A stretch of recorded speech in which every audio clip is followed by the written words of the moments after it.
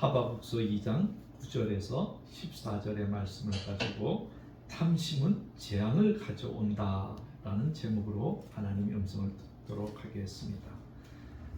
하박국 선지자가 1장에서 기도하면서 이제 성루에 섰습니다. 성루에 서서 그들은 바벨론 군사들이 마침 굶주린 사자가 보호받을 곳이 없는 유다 백성을 덮치는 장면들을 보게 됩니다. 문제는 그렇게 쳐들어오는 저 바벨론을 저지할 수 있을까라는 의문을 갖게 됩니다. 그리고 그들이 우리 유다를 휩쓸고 가면서 주었던 그 많은 상처들, 심지어는 하나님의 성소에 있던 모든 기물들까지 싹 다 갖고 가는 그 저들이 누가 도대체 심판할 거냐, 이런 의문을 가지고 있었습니다. 그리고 기도했습니다. 그리고 그는 성리에 올라갔습니다. 그랬더니 하나님께서 말씀합니다. 하박국아, 걱정하지 마라. 어느 날 때가 되면 바벨론을 내가 심판하겠다. 그들의 죄악을 내가 언제까지 묵인하지 않겠다는 것입니다. 하나님께 순종하지 않았던 모든 나라들을 하나님은 심판한다고 우리에게 말하고 있는 겁니다.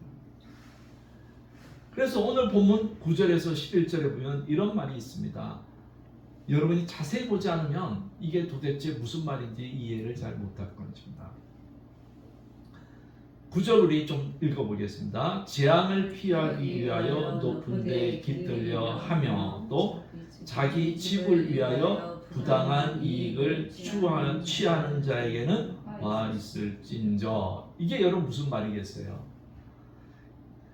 이 근저에는 탐심인데, 여러분 탐심이 뭡니까? 더 많은 것을 가지고 싶어하는 욕망이 말합니다. 그래서 탐심은 지금 내가 가진 것에 만족할 수 없다, 내가 지금 이것에 자족할 수 없다고 그러면서 더 많은 마음의 욕구를 집어 삼키는 것입니다.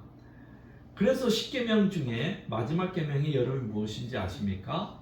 탐내지 말라는 것입니다. 출애굽기 20장 17절 보면 내 이웃의 집을 탐내지 말라. 내 이웃의 아내나 그의 남종이나 그의 여종이나 그의 소나 그의 낙이나 무릇 내 이웃의 소유를 탐내지 말라. 왜 그러냐면 탐심은 모든 계명을 불순종으로 만드는 원인이에요. 그래서 탐심을 가진 사람은 우상숭배합니다. 왜 여러분이 가끔 이렇게 점을 보거나 이렇게 우상을 왜 섬겨요? 좀 더 많은 부를 갖기 위한 거예요. 그러니 우상 숭배하죠. 하나님의 이름을 더럽게 하죠. 살인하죠. 도둑질하죠. 그렇게 하면서 그 부모까지 욕을 끼쳐먹는 것이 바로 탐심인 것입니다. 탐심은 더 나가서 사람들로 하여금 이웃의 아내를 탐하게 해서 가늠하게 합니다. 그래서 탐스러운 마음과 교만한 마음은 우리를 죄악으로 이끌어 가게 되는 것입니다. 그래서 우리의 마음속에 탐심을 억제해야 되며 탐내지 말라는 하나님의 계명을 가슴 중심에 놓아야만 되는 것입니다. 이것이 한번 발동되면 모든 하나님의 계명을 쓰나미처럼 무너뜨리기 때문에 그렇습니다. 오늘 본문에 이제 보면 9절에 보면 자기 집을 위하여 부당한 이익을 취하는 자에게는 화가 있다. 자기 집을 위하여 부당한 이익을 취한다는 거예요. 구약 성경에 보면 집은 건축물을 가리키고 또 가족을 뜻하기도 합니다. 그래서 구약 성경에 보면 가족이 늘어날 때마다 집을 더 많이 세우는 것입니다. 근데 집을 세우는 것이 죄는 아니죠. 신혼 부부가 살았을 때는 뭐 작은 평수지만은 아이가 태어나면서부터 방 2개가 3개, 또 태어나면서 4개 이렇게 되는 것은 탐심이 아니죠. 근데 문제는 내가 집을 가지고 있는데 내가 노력해서 다른 한 채 더 사는 것은 문제가 안 되겠죠.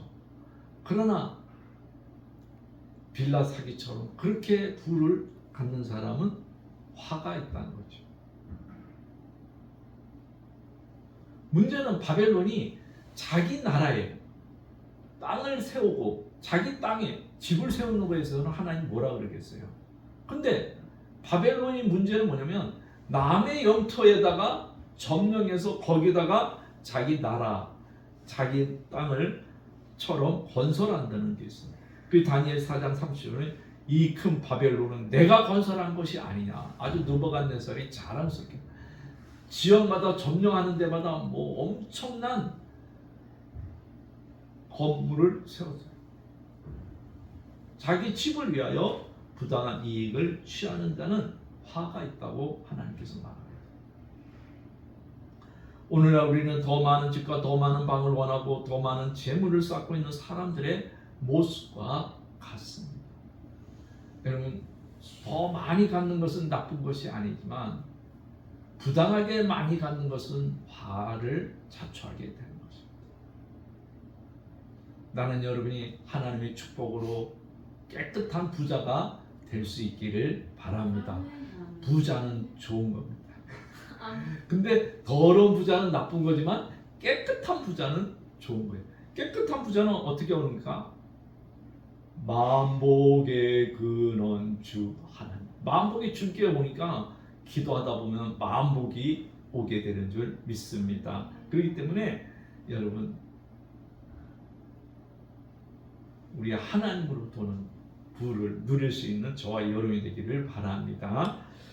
그 다음에 또 2장 9절에 보면 재앙을 피하기 위하여 높은 데 깃들려 하며, 이 말은 무슨 말이냐면 이거는 이제 독수리를 좀 봐야 되는데, 독수리는 가장 높은 곳에 집을 짓습니다. 왜 그렇습니까? 화가 아무에게도 미쳐올 수 없기 때문에 그렇습니다.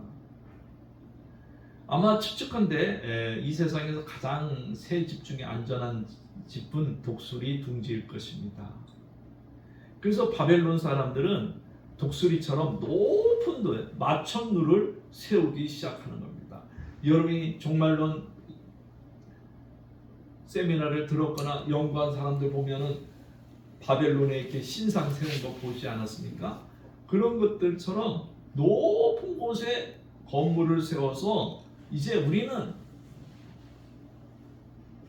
걱정 없다, 우리는 안전하다, 누구도 이 바벨론을 침략할 수 없다, 그렇게 하는 거예요. 그래서 1장 8절에 보면 그들은 군마는 폭보다 빠르고 저녁 이리보다 사나우며 그들의 마병은 먼 곳으로부터 달려오는 마병이라 마치 먹이를 움직이려는 독수리의 나름과 같다. 적들을 이렇게 막 파헤치는 거예요. 그러면서 이제 재앙이 오지 않게 해서 높은 곳에 마천루를 짓고 있는 거죠. 여러분, 이렇게 높은 곳에서 있으면 안전할 것 같습니까? 아닙니다. 하나님은 화가 있다고 말합니다. 그래서 오바다 1장 4절에 보면 이렇게 말하고 있습니다. 내가 독수리처럼 높이 오르며 별 사이에 깃들지라도 내가 거기서 너를 끌어내리라. 여호와의 말씀입니다. 바벨론은 자기네들은 안전하고 자기네들의 세운 이 왕국은 영원할 것 같았습니다. 그러나 잠시 후에 하나님은 메대와 파사를 들어서 이 바벨론을 멸망시키고 하나님의 말씀이 진리라는 것을 보여줍니다. 여러분, 하나님의 뜻을 벗어난 상태에서 안전지대는 있을 수 없습니다. 그렇기 때문에 여러분, 우리는 우리 영혼에 죄를 지어서는 안 됩니다. 10절에 보면 이렇게 말합니다. 같이 한번 읽어볼까요? 내가 많은 민족을 멸할 것이 내 집의 욕을 부르며 내 영혼에게 부채를 범하게 하는 것이 되었도다. 그래서 많은 민족들을 멸하고 그것이 네 집에 욕을 부르는 거예요. 내 영혼에게 범죄한다는 거예요. 지나친 욕심, 지나친 탐심도 이와 같이 내 영혼에 죄를 짓는 거예요. 여러분, 주어진 것에 만족하면서 감사하다 보면 하나님께서 더 많은 축복으로 우리에게 채워줄 것입니다. 그래서 주님은 우리에게 이런 말을 했습니다. 누가복음 10장 15절은 주님은 우리에게 이렇게 말을 들려줍니다. 너희는 조심하여 온갖 탐욕을 멀리하여라. 재산이 차고 넘치더라도 사람의 생명은 거기에 달려있지 않다.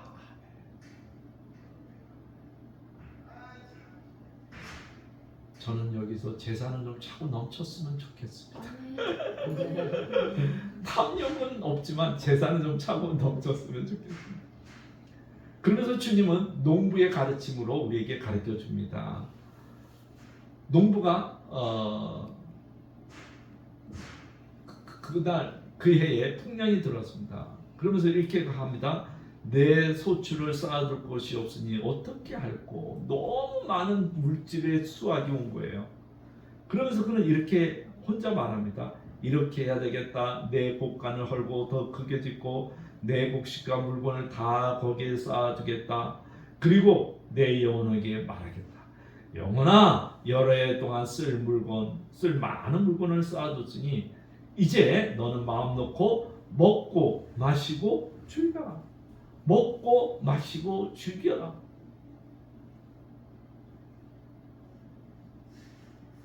사랑하는 여러분, 오늘 우리는 다 힘들지만 많은 사람들은 통장에 잔고가 많이 있어요. 그래서 정말 이 농부처럼 마음 놓고 먹고 마시고 즐기는 사람들이 많이 있어요. 내일을 생각하지 않고 영혼의 때를 생각지 않고 하나님을 만날 생각도 않고 마음 놓고 먹고 마시고 즐기는데 이 시대가 휩쓸려 가고 있습니다.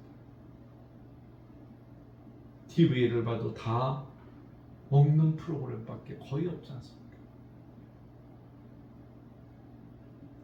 하나님은 말씀합니다. 어리석은 사람아, 오늘 밤 내 영혼을 내게서 도로 찾을 것이다. 그러면 네가 장만한 것들이 누구의 것이 되겠니?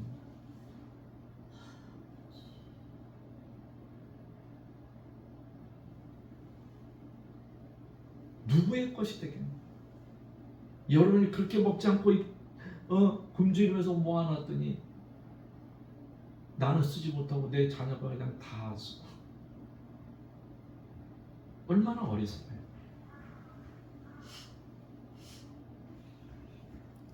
어떤 한 부인이 법륜 스님에게 상담하는 것을 이렇게 페이스북에 떴길래 봤습니다. 이 부인은 돈이 얼마나 많으냐? 엄청 많은 거예요. 그러면서 자식이 40이 넘었는데 매달 400만 원씩 주는 거예요. 놀라지도 않아요. 매달 400만 원씩.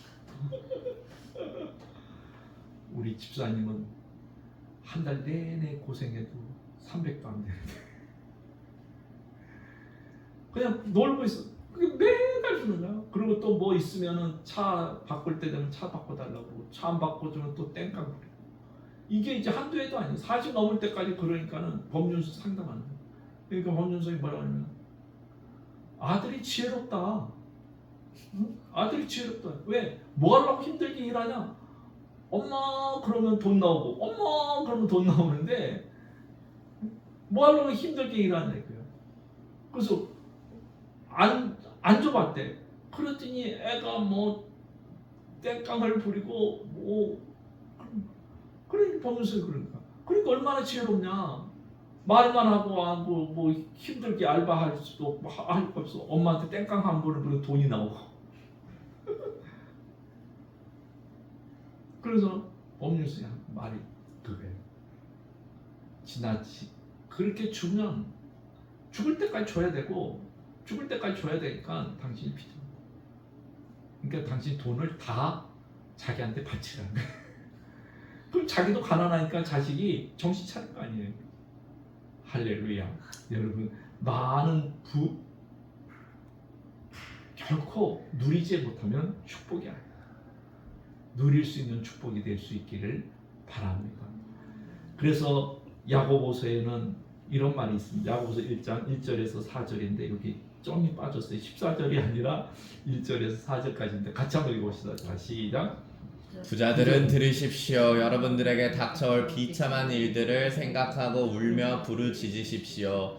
여러분들이 재물을 썼고 여러분들의 옷들은 좀 먹었습니다. 여러분들의 금과 은이 녹슬었으니 차 여러분들을 고발할 증거가 될 것이요 불과 같이 여러분의 살을 먹을 것입니다. 여러분은 세상 마지막 날에도 재물을 쌓았습니다. 보십시오. 여러분의 발에서 곡식을 벤 일꾼들에게 주지 않고 가로챈 품삯이 소리를 지르고 있습니다. 그래서 그 일꾼들의 아우성 소리가 전능하신 주님의 귀에 들어갔습니다. 아멘. 야고보서 1장 1절에서 4절의 말씀입니다.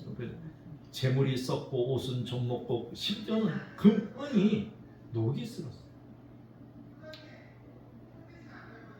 사랑하는 여러분, 마지막 때는 재물이 내 영혼을 지켜주지 못하고 믿음만이 내 재물을 지켜줍니다. 내가 가진 재물을 소유했다고 해서 하나님 축복한 게 아니라 하나님이 주신 재물을 흘러보낼 때 그것이 내 것이 되고 주의 축복이 되는 것입니다. 여러분, 인간의 모든 육체는 풀과 같고 그의 모든 영광은 풀의 꽃과 같습니다. 풀은 마르고 꽃은 떨어집니다. 인간의 영광은 덧없습니다. 인간의 욕심과 탐욕은 날이 갈수록 줄어들지 않습니다. 마음의 중심에 여러분 말씀을 놓고 살아갈 수 있기를 바랍니다. 그것이 쉽지 않지만 여러분이 기도하면서 살아갈 수 있기를 바랍니다. 그래서 여러분이 이런 기도를 같이 했으면 좋겠습니다. 같이 한번 기도하겠습니다. 기도문 읽겠습니다. 시작. 주님 도와주소서. 탐심과 사람을 착취하는 죄로부터 주님 도와주소서. 내 것을 베풀어 줄 수 있는 마음을 주소서. 주님 도와주소서. 내 것을 나누어 주는 마음을 주소서. 주님 주소서. 이웃을 사랑하는 마음을 주소서. 주님 도와주소서. 내가 문제를 해결하는 자가 되게 하소서. 주님 도와주소서. 문제를 야기시키는 자가 되지 않도록 보호하소서. 여러분, 하나님 앞에 탐심을 물리치고 정말 사람들을 살릴 수 있는 재물을 가지고 사람들을 살릴 수 있는 저와 여러분이 되기를 바랍니다. 참된 기독교인이라는 시가 있습니다. 우리 같이 한번 읽도록 하겠습니다. 같이 읽겠습니다. 우리는 경기장 안에 있을 수 있습니다. 그러나 그것이 반드시 우리가 운동선수라는 것을 의미하지 않습니다. 우리는 목공에 관한 글을 책에서 읽을 수 있습니다. 그러나 그것만으로 우리가 목수가 되는 것은 아닙니다. 우리가 서로를 형제며 자매라고 부를 수 있습니다. 그러나 그것이 우리가 서로에게 의를 행한다는 의미가 아닙니다. 우리는 교회에 갈 수 있습니다. 우리가 교회에 간다고 우리가 절절로 참 기독교인이 되는 것은 아닙니다. 하나님의 말씀을 사랑의 행위로 표현하므로 우리는 부름을 받았습니다. 우리가 서로의 존엄과 긍지를 지켜주며 협력할 때 이 세상은 우리를 알 것입니다. 세상은 우리의 사랑의 태도로 우리가 기독교인이라는 것을 알게 될 것입니다. 예, 여러분, 교회 온다고 해서 참된 기독교인이 아닙니다. 목공에 가는 책을 넣었다고 해서 목수가 되는 것 아닌 것처럼 여러분이 하나님의 말씀을 실천할 때 하나님께서 여러분에게 영광스러운 일을 허락하게 될 것입니다. 그 시편 79편 19절에 이렇게 말합니다. 그 영화로운 이름을 영원히 찬송할지어다. 온 땅에 그의 영광이 충만할지어다. 그러면서 하박국은 14절에 이렇게 말합니다. 이는 물이 바다를 덮음같이 여호와의 영광이 인정하는 것이 이 세상에 가득하며. 여러분, 주님이 이 땅에 오십니다. 죄를 심판하기 하고 공의를 세우기 위해서 옵니다. 그분의 보좌로부터 영광을 발휘하는 날이 저와 여러분에게 있을 수 있기를 바랍니다. 그래서 그 보좌 앞에 자랑스러운 저와 여러분이 되기를 바랍니다. 그때 주님께서 나를 안아주면서 잘했다 웰컴 소리를 들을 수 있는 저와 여러분 돼야지. 여기 올 곳이 아닌데 너 잘못 왔다 이런 소리 안 듣기를 주님의 이름으로 축복을 드립니다. 아멘. 할렐루야. 우리 이 시간 통성으로 기도하는 시간을 갖게 했습니다.